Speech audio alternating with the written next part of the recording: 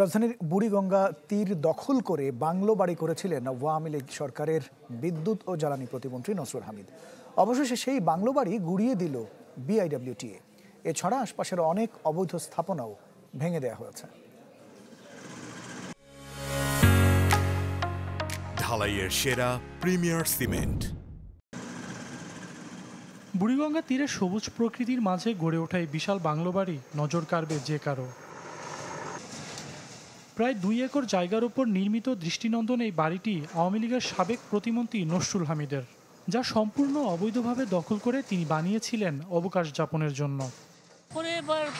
আমি আসতে দেখি না, একলাই আইতে দেখছি, আর লগে কয়েকটা হুন্ডা মুন্ডা আইতো, হে আইতো, আইয়া কতদিন থাকতো আবার যাইতো।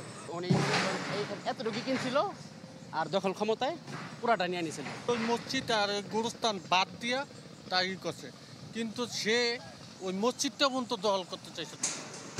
বুধবার অন্যান্য অবৈধ স্থাপনার সাথে এই বাড়িটিও ভেঙে ফেলে বিআইডব্লিউটিএ।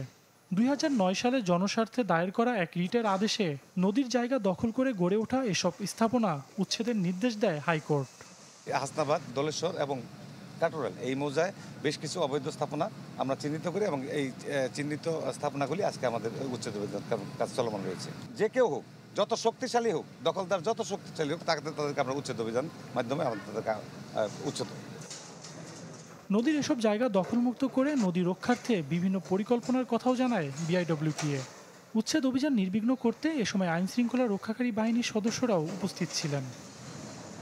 সজল সাইক, চ্যানেল 24, ঢাকা।